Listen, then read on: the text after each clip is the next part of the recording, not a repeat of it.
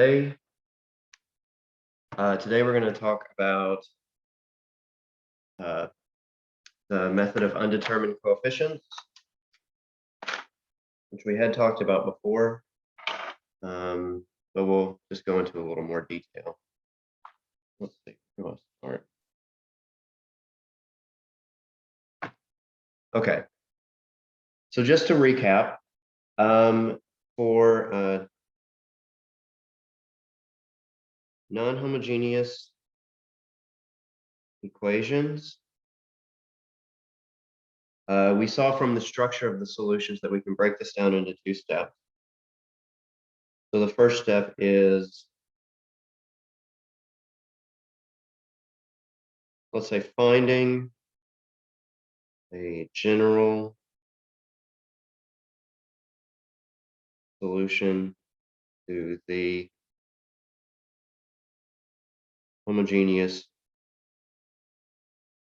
version of the equation. So we called this the associated, or the, I think it was called the associated equation. Anyway, the homogeneous version of it. And then step two is finding a particular solution to the non-homogeneous equation. So we don't have to find all of the solutions to a non-homogeneous equation. Any two solutions to the non-homogeneous equation will differ by a solution to the homogeneous equation. So the homogeneous version is usually easier to solve. And when we put these two together, a particular solution and then all the homogeneous solutions, we get all of the non-homogeneous solutions. So this is, at least it's nice that there are just two steps. But the unfortunate thing is for either of these, there exists no method for either of these steps that works in all cases. This is one of the interesting things about the area of differential equations, is that we know there's no method that we know of that can get us a solution in every case. But we can find solutions in particular special situations. So in general, this problem is it's hard, but it's simple. There's only two pieces to the problem, but each of those pieces is a hard problem. Okay, so one of the special cases, special case when we can solve part A is constant coefficients. So we know exactly what to do in those cases, in all of those cases. So that's helpful. So for the moment, we're going to stick to that special case, the special case where we can solve part A, and we're going to look at part B. So we have two methods for that. So methods for special cases of part B. So that's finding a particular solution. The first one we've looked at is the method of undetermined coefficients. And then the other one is the method of variation of parameters. Okay. This one, well, like we've seen before, we set up a system of linear equations and we solve that. And we think of solving a system of linear equations as easy. It's not hard, like figuring out a particular solution. In the general case, um, it's as opposed to hard but simple, this is easy but complicated. Because we can end up with a system with a lot of equations and a lot of variables. This other one, method of variation of parameters, is this one involves integration, which we kind of think of as being a little bit more difficult because we don't have a method for integration in general, only for special cases. So this is again a harder problem, but at least we know what to do. Okay, so starting off with the method of coefficients. So we previously seen how to do this. So we already saw how to use, let's abbreviate method of undetermined coefficients. Let's call it UC. So that's undetermined coefficients. We already saw how to use undetermined coefficients. If the non-homogeneous term f of x is a polynomial.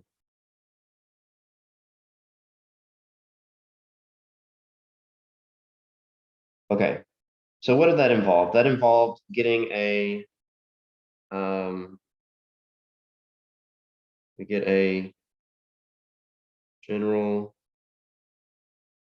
polynomial of sufficient degree, then use the coefficient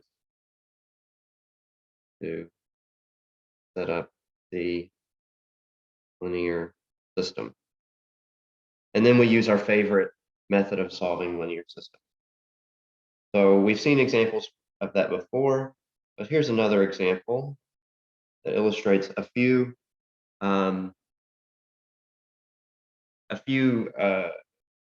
difficulties that might arise.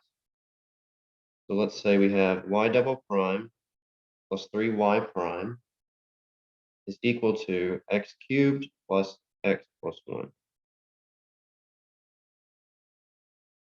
Okay.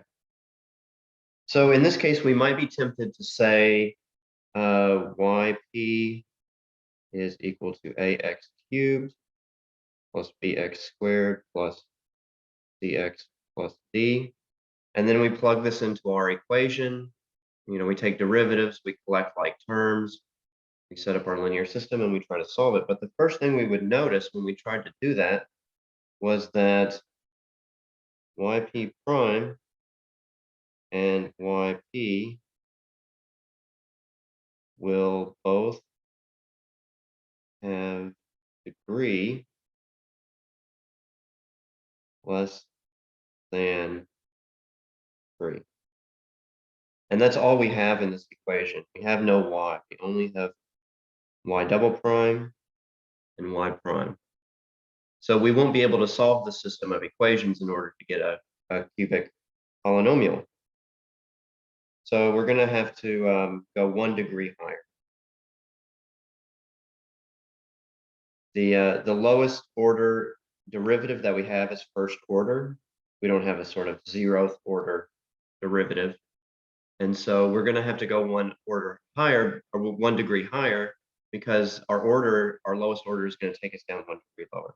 So we want a general quartic in this case. So that will be ax to the 4th plus bx cubed plus dx squared plus dx plus e.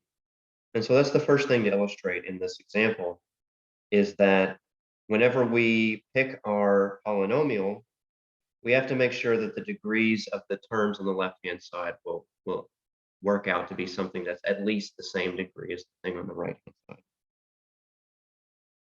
So in this case, we have to go 1 degree up.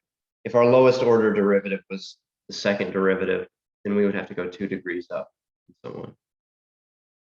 Okay, anyway, getting to the point, y prime.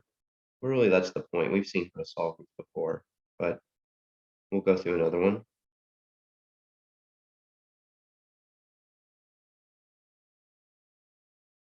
Or rather, you'll see me experience the pain of going through another one. And y double prime will be 12a x squared plus 6bx plus 2c. So we put this into the equation, and we get 12ax squared plus 6bx plus 2c plus 3 times, I don't want to forget that, make sure to distribute that 3 through, 4ax cubed plus 3bx squared plus 2cx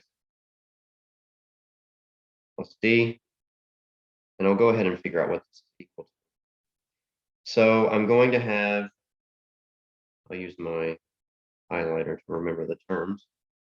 I'll have 12a, that'll be my coefficient on the x cubed, and then my coefficient on the x squared will be 12a plus 3 times 3b, so 12a plus 9b x squared plus 6b plus 6c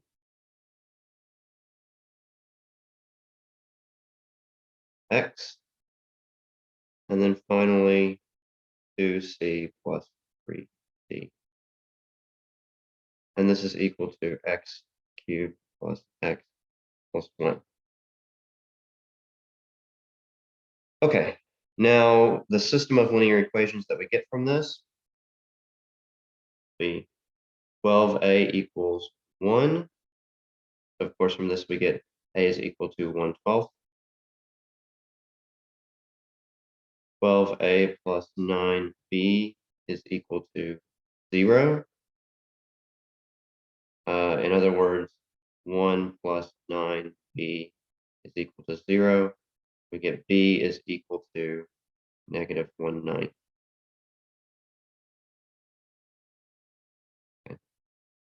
6b plus 6c, this is equal to negative 2/3. That's 6 times negative 1/9. Plus 6c is equal to 1. So I get 6c is equal to 3/3 plus 2/3. That's 5/3. So finally, I get c is equal to 5/18. You might notice at this point the class notes actually have a mistake here. They give the incorrect answer for this part. Okay, and then finally, 2c plus 3d. Don't blame me, I didn't write the notes, just using them.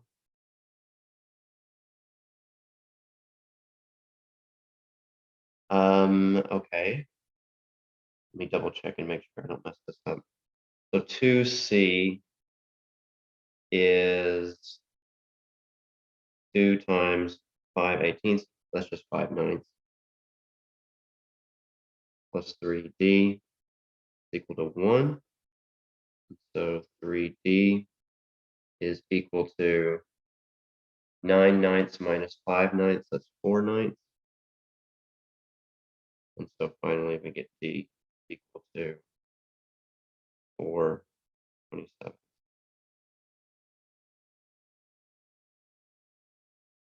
And so our particular solution is 1/12 x to the 4th.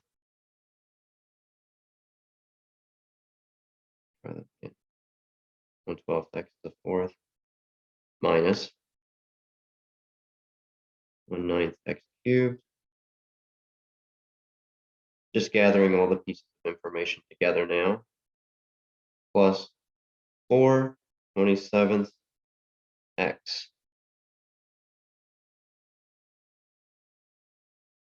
And now we have a plus e here at the end. And we never determined what that plus e was. So let's just say that this is our particular solution. We pick this particular solution. Well, you only need one.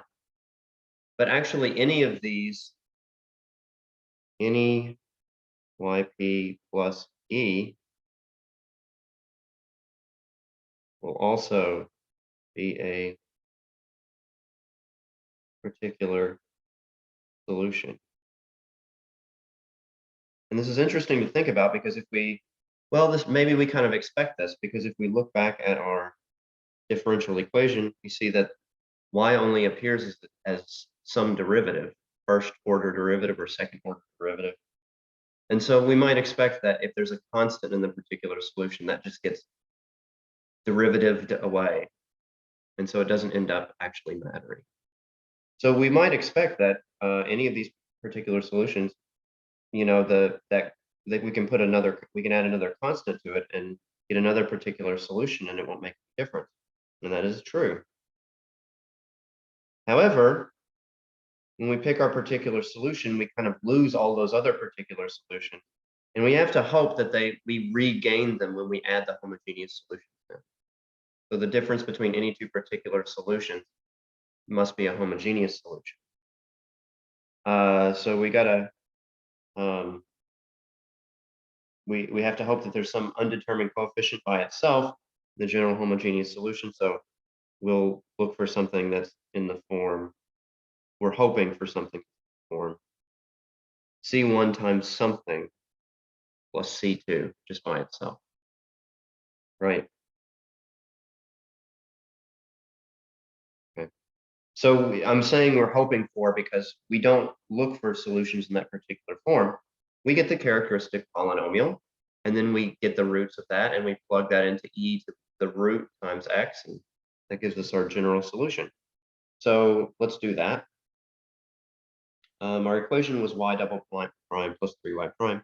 So our characteristic equation, which I'm going to go ahead and start writing as chi of r.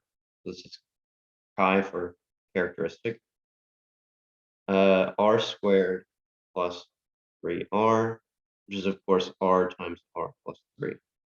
So we get r1 is equal to -3, and r2 is equal to 0, or if you prefer to write them in the other order, doesn't really matter.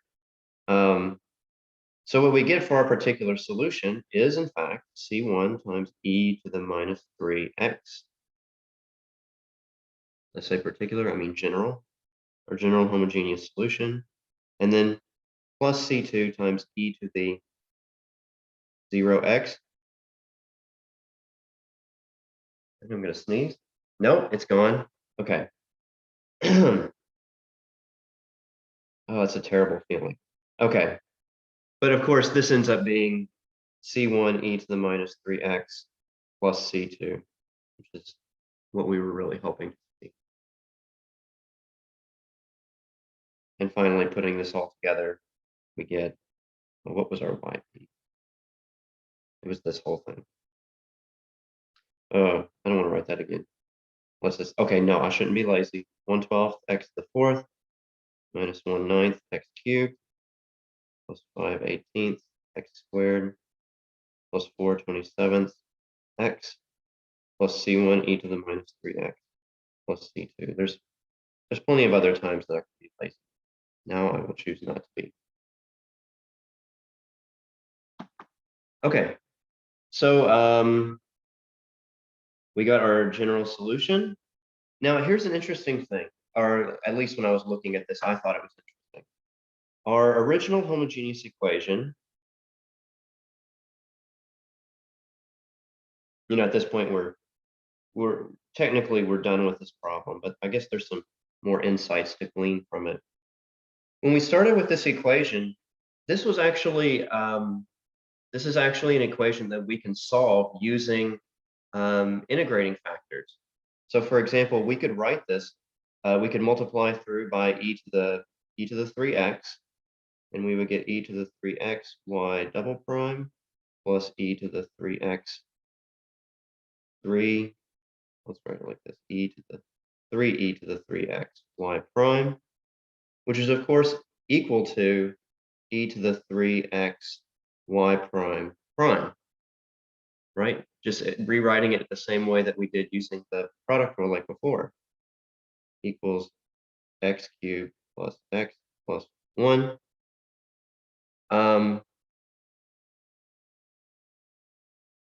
And then we just integrate both sides. What do we get? E to the 3x y prime plus 1/4 x cubed plus 1/2 x squared plus x plus some constant. We'll call that C1. Divide both sides by e to the 3x, we get y prime is equal to e to the minus 3x times 1/4 x cubed plus 1/2 x squared plus x plus C1. So we've got our C1 times e to the minus 3x already. Our polynomial is starting to look very similar to what we had before. And now we can, and now I will be lazy and I'll be justified in being lazy. We'll run out of time if we do this. But we can solve this using integration by parts. So we have something that we can well,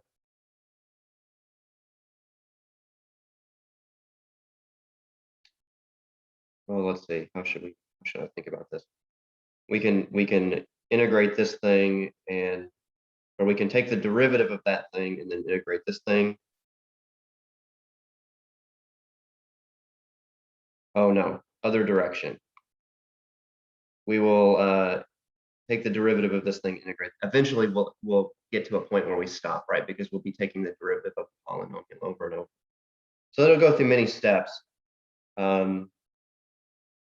And well, that seems like a lot of work, but really setting up that system of equations and solving that was a lot of work too. I just happened to do it all last night.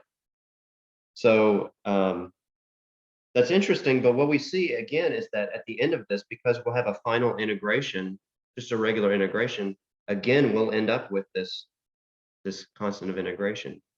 So we should end up with exactly the same thing, but it's interesting to see that we would come to the solution by a completely different.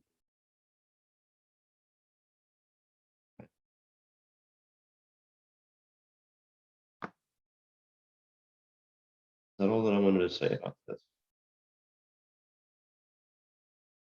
Yeah, it might be good practice to try it if you want to practice integration by parts, but we won't do that right now.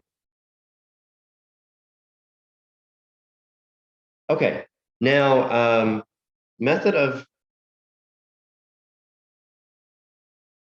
undetermined coefficients. We've seen how to use it for polynomials, but it actually works for other things as well.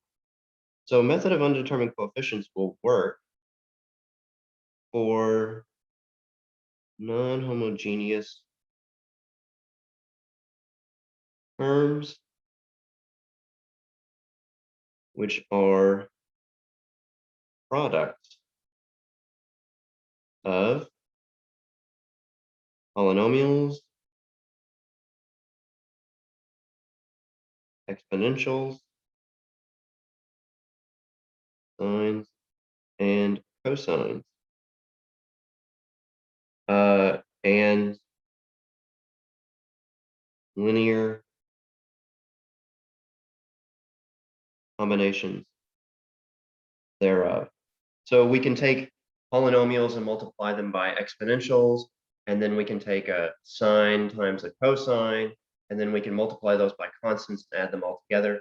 We can do all this and get things that this method of undetermined coefficients will work with. So first of all, I'll just say this linear combination part, that really, if we multiply by a constant, that's really just multiplying by a polynomial, right? Polynomial is a constant polynomial. So that's nothing interesting, but adding these together, we automatically get that from the principle of superposition. You remember that? Like if we take some of these different kinds of products and add them together, we can actually do each of them separately. So all we have to show in order to show that this works is to show that we can do it with a product of well, first of all, do a product of a polynomial and an exponential. and we'll see what happens. So let's do an example of that. By the way, these are sometimes called quasi-polynomials. They're kind of a generalization of polynomials where we extend the coefficients from constants to nice functions, exponential signs and cosines. Nice. Okay. Well, okay, before we do an example, I need to say how we're going to solve this example. So let's consider we're sticking in the constant coefficient case. So we're going to have our left-hand side be like this, and our right-hand side will be e to the alpha x times something. But we're going to assume that this g of x is a polynomial because that's the only thing that we know how to solve. We're going to reduce the case of solving it for that g of x. But if we knew how to solve for other things, then we could solve for those too. So a general method. We're just going to do some work to kind of eliminate this exponential here and reduce it to the case where we're just solving for g of x as the non-homogeneous term. So how can we do this? Well, as is often the case, we're going to look for solutions of the form something like an exponential. In this case, it's going to be y is equal to u times e to the alpha x. So we're going to assume that the solution is something like e to the alpha x multiplied by some other function. We'll figure out what that function is. So if we plug this in, well, I should probably write out first that y prime is equal to u prime e to the alpha x plus alpha u e to the. Tablet doesn't like it when I get close to the edge. Alpha u to the alpha x. And then y double prime is equal to, I should rewrite this. So this is u prime plus alpha u e to the alpha x. And then y double prime is u double prime plus alpha u prime e to the alpha e e to the alpha x plus u prime plus alpha u alpha e to the alpha. So that's what we end up getting.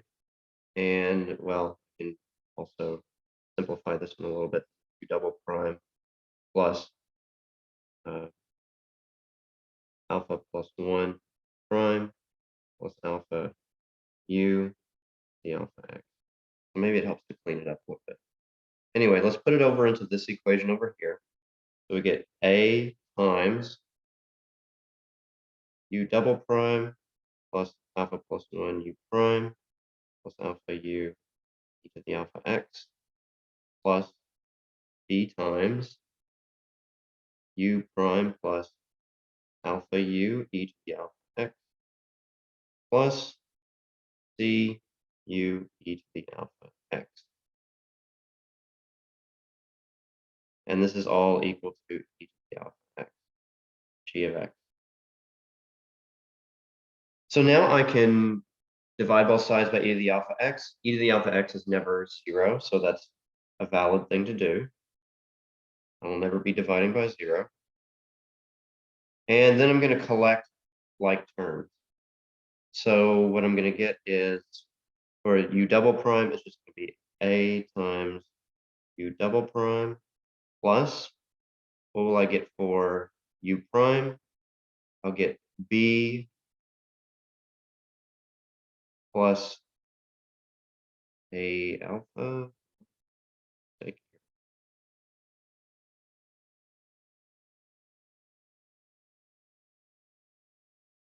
Yes. When I collected these terms together, I made a mistake. Let me back up.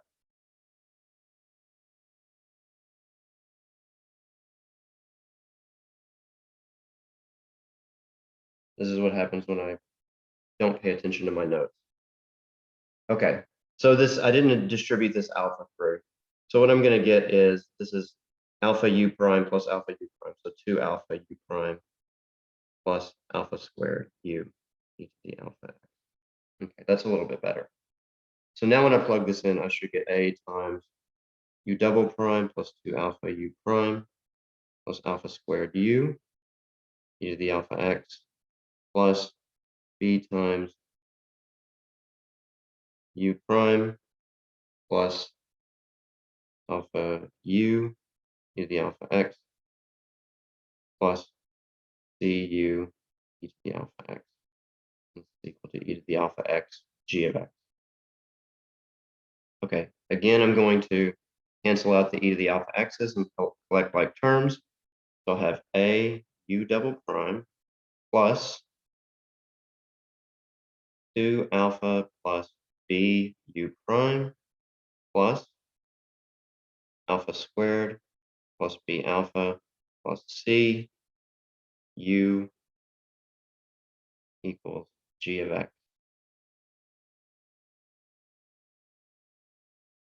Now, if we notice that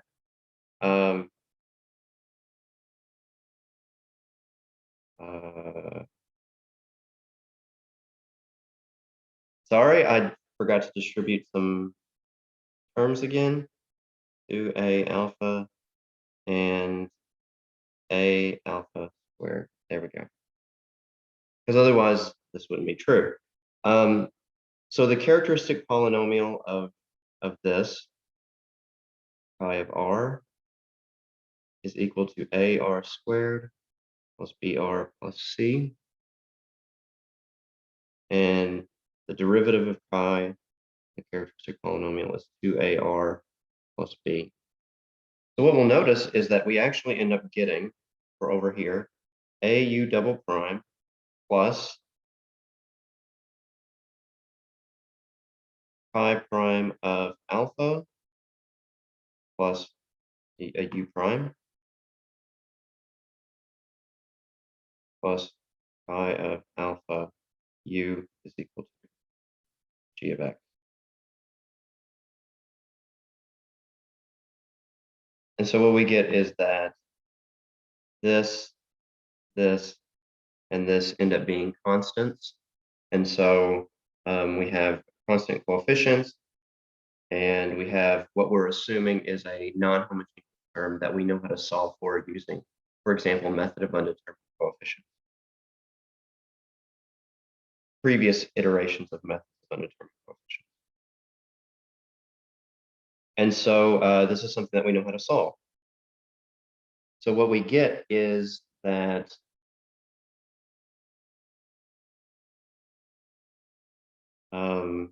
we have this ODE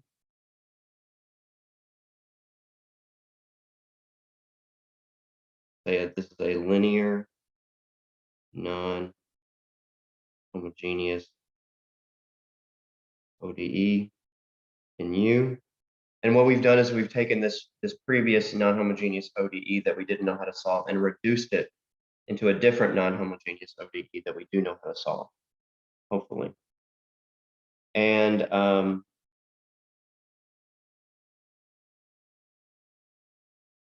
yeah, like I said, this g of x is one that we know how to get a particular solution for.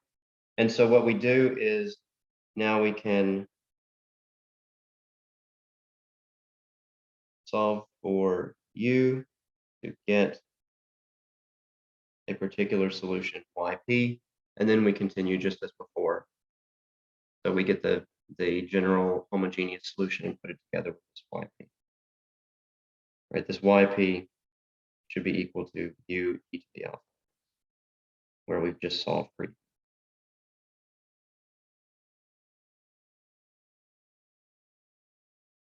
All right, so that was a lot of derivation. Let's do an example to make things concrete.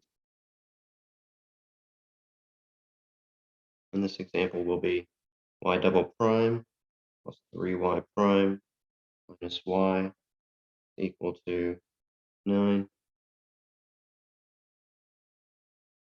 9x squared. minus 4x plus 6 e to the 2x. So this is what we're going to be solving. Now we're going to look for particular solutions of this form, u times e to the 2 alpha. I'm making a lot of mistakes today. E to the 2x.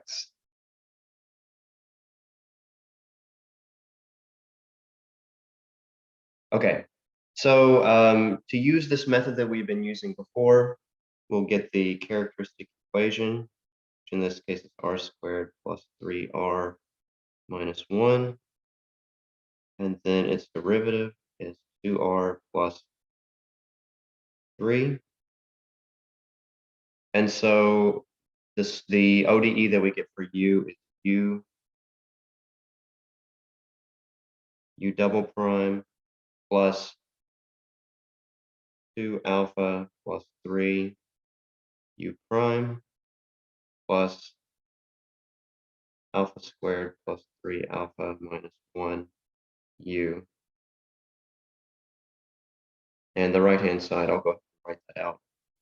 That is 9x squared minus 4x plus 6. And so what we know what these coefficients are because we know alpha is equal to 2. So this is u double prime plus 4 plus 3, that's 7u prime, plus 2 squared is 4, plus 6 is 10, minus 1 is 9. 9u is equal to 9x squared minus 4x plus 6. Now we have a characteristic polynomial for this one, and that is, well, let's write that s squared. And just for the purposes of illustration, this is not a polynomial that factors in a very nice way, right? So it would be kind of a little bit of work for us to figure out what the homogeneous solutions to this one are, but that actually doesn't matter because we're only looking for a particular solution. So we only need the particular solution to this. We don't need the homogeneous part at all. So we'll go straight to solving for the particular solution. What we get is, well, we're going to choose u to be a general quadratic because the degree will match the degree of the right-hand side. And then we get u double prime, which is, well, maybe I should just write them out. 2ax plus b, u double prime is equal to 2a. And so what I get is 2a plus 7 times 2ax plus b plus 9 times ax squared plus bx plus c is equal to 9x squared minus 4x plus 6. So collecting like terms, I get 9a x squared plus 14a plus 9b x plus 2a plus 7b plus 9c is equal to, well, is equal to that same thing. Okay, setting up the system of equations. Well, the first one is easy. 9a equals 9. We just get a is equal to 1. So I won't even write that one down. That gives us 14 plus 9b is equal to negative 4. And subtracting 14 over the other side, I get negative 18. 9b equals negative 18, so b is equal to negative 2. And so I get 2 plus 7 times negative 2, so that's negative 14 plus 9c is equal to 6. So this is negative 12. So if I add 12 over the other side, I get 9c is equal to 18. So I get c is equal to 2. So what I find is that u is equal to a particular u. So this was just This was just one particular solution equation, but we only need one.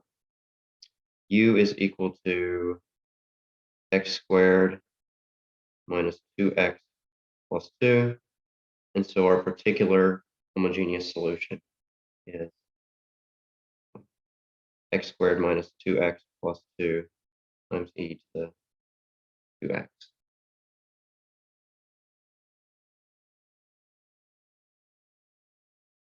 Okay. Well, I haven't been checking on time. Oh, we've got plenty of time. Okay. Great, great. So that gives us our particular solution. Now, in fact, if we look back to the original equation, we can try to just completely solve this problem.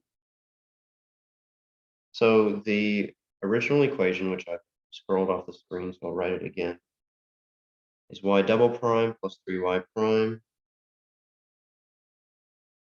minus y equal to 9x squared minus 4x.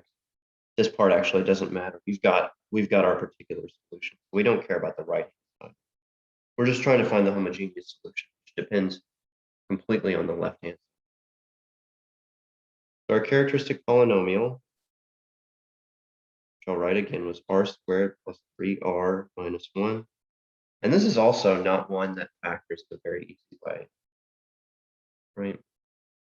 But again, that really doesn't matter. We've got the quadratic equation, so we'll just apply the quadratic equation. So this is minus b plus or minus the square root of b squared, 9, minus 4 times negative 1 times 1. So that's plus 4, all over 2a. So we get this as negative 3 plus or minus square root of 13 over 2. And so that gives us our general solutions, which are just e to those two r's, e to the rx, where the r is those two r's. And so we'll put this all together and get the complete solution. So the complete solution is x squared minus 2x plus 2 e to the 2x plus c1 e to the negative 3 plus square root of 13 over 2x. Looks messy, but sometimes the real world's messy. And then plus c2 times e to the minus 3. I wrote plus minus. I don't know why I did that. Probably because I was so excited about the joke I was about to tell and didn't think about the math. Okay, so there we go. There's our part of the solution. So yeah, it's a little bit of work, but we broke it down into steps and we were able to do each of the steps. So good. Okay, now I'm going to just say a quick word on why we can extend this to work with sines and cosines as well. So we haven't talked about that so far. Why should that be true? And well, there is an example in the class notes, and they don't go into this in the class notes, but there's no harm in explaining why this is true. So I'll just do this. So remember what I talked about before, that we can write a linear combination of sine and cosine as an exponential. So we can write cosine plus I times sine as e to the ix. And this is often referred to as Euler's formula. He was one of the first people to write about this relationship between the exponentials and the trig functions. Okay, so using this fact, which I won't try to justify, we can look at e to the minus ix. So I've just replaced x with negative x, and so all I have to do is Replace x with negative x in this formula. And I get cosine of negative x plus I sine of negative x. And we can simplify this. Cosine is an even function. And so cosine of negative x is just cosine of x. And sine of negative x is negative sine of x. So we get minus I sine of x. And now we can combine these two things together in order to get just cosine or just sine. So if we add these two together, e to the ix plus e to the minus ix, we get cosine plus cosine, and then I sine x minus I sine x. So those cancel out and we get 2 cosine. So if we just divide by 2, get cosine of x. And similarly, if we subtract, say, if we take e to the ix and subtract e to the minus ix, then we get 2 times sine I. So we divide this by 2i, we get sine of x.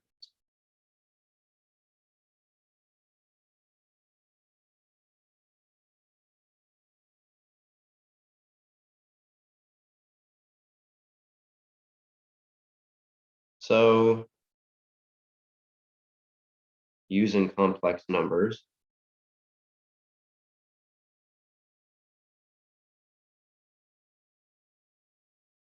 we can write cosine and sine purely as exponential. Now the exponential is the exponent is some constant times x. That constant happens to be a complex number. But that actually doesn't matter at all, because there's absolutely nothing that we've done in this entire process that depended on the numbers being real. When we work through this method of undetermined coefficients, right, the linear system of equations, it was just a system of equations. It didn't matter if we were using real numbers or using complex numbers. So we can solve these things just like we did before, and we can then use the method of undetermined coefficients just as before to find all of these solutions. So that's a justification for being able to do this in terms of sine and cosine. But we're not going to do an example of that today. We might have time to do that tomorrow. I don't have any more examples of methods of undetermined coefficients prepared for today. So, well, I mean, it's good to practice, but we'll just move on to the next subject. And the next thing that we're going to talk about is the method of, maybe I should just stop. I can't spell anything today. Method of variation of parameters. I blame it on my lack of sleep last night. Okay, so the method of variation of parameters. Let's just, in the brief time that we have left, we'll give an overview of how it works. So the way it works is we're actually going to return to the original general linear ODE, second order here, but not really important. So we're going to start off with our general ODE, and we will assume that we already have a fundamental set y1, y2 for the homogeneous equation, or the homogeneous version of this equation. Now, what we're going to do is we're going to look for a particular solution. We're going to look for a particular solution. In fact, we're going to look for a particular solution of the form yp is equal to u1, y1 plus u2, y2. And the way that we're going to pick out which particular solution we're looking for is we're going to set up a system of equations and show that this works as a particular solution. We're going to put some constraints on u1 and u2, and then show that we can use those to figure out what it is. So we're going to impose two constraints. The first one will be that u1 prime y1 plus u2 prime y2 is equal to 0. And the second constraint will be that u1 prime y1 prime plus u2 prime y2 prime is equal to f of x. Then if we have such a u1 and u2, then we have this for our yp. Our yp prime will be u1 prime y1 plus u1 y1 prime plus u2 prime y2 plus u2 y2 prime. And if we group together this u1 prime y1 and u2 prime y2, we see from this constraint that they're equal to 0. And so this is just equal to u1 y1 prime plus u2 y2 prime. Now if we take the second derivative, we get u1 prime y1 prime plus u2 prime, getting ahead of myself, u1 y1 double prime plus u2 prime y2 prime plus u2 y2 double prime.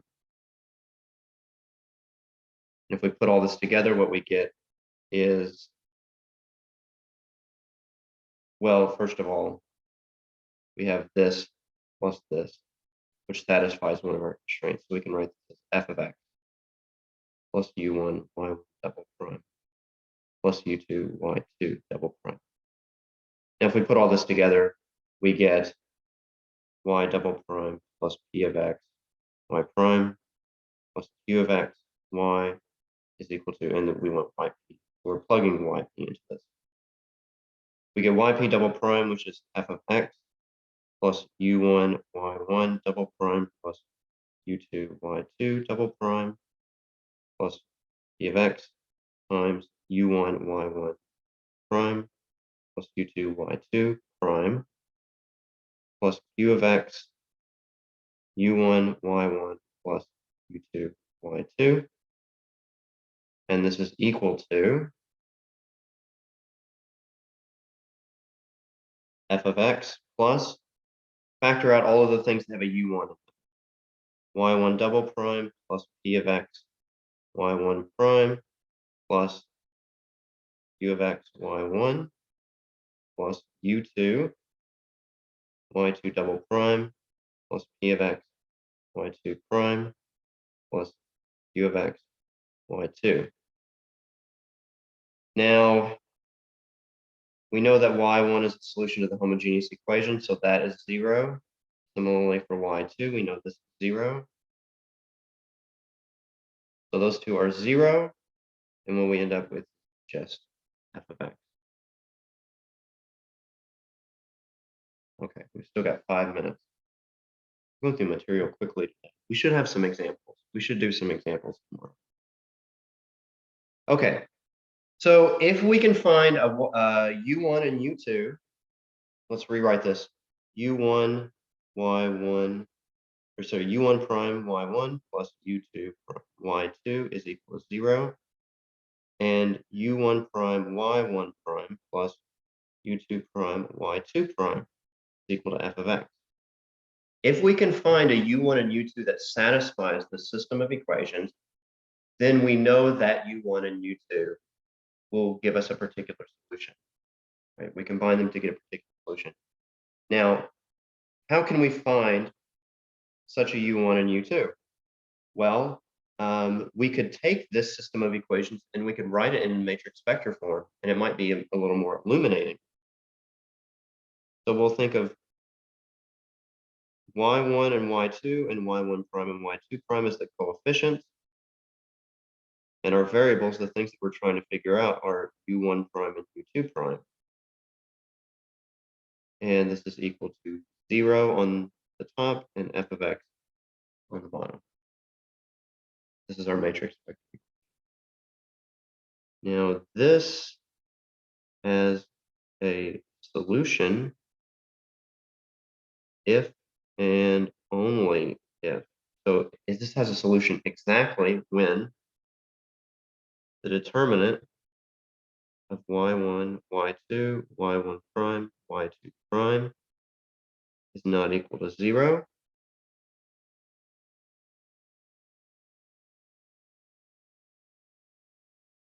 But we know that determinant, I'm going to write the determinant is non-zero, at least for some region of the x-axis. So we know at least it's non-zero somewhere, because this is just the Wronskian.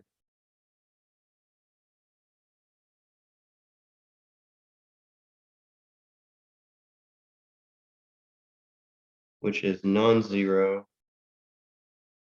because y1, y2 are a fundamental set. Right? So we have that. So we know that we can get a solution. So we just go about solving this like we would any linear system of equations. Okay, that gives us u1 and u2.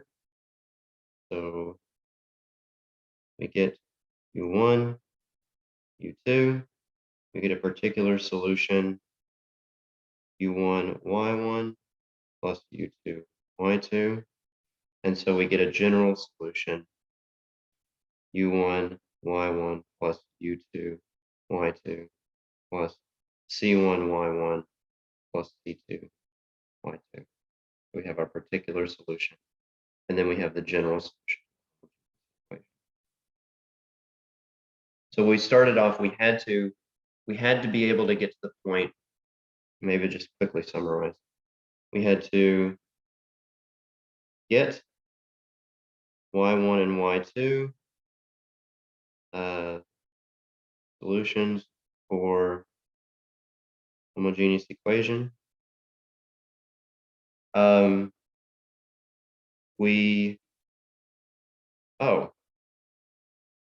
Let's take a step back. I did actually leave something out here, so maybe I won't summarize that. From this, we left out a step, and a very important step. We get u1 prime and u2 prime.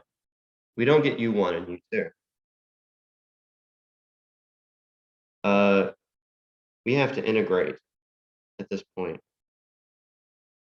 to get u1 and u2. I don't want to leave that out. Ultimately, we do get u1 and u2 from this, but there's a step of integration. So of course, we get the same general solution that we did before. And on that note, I'll stop for today.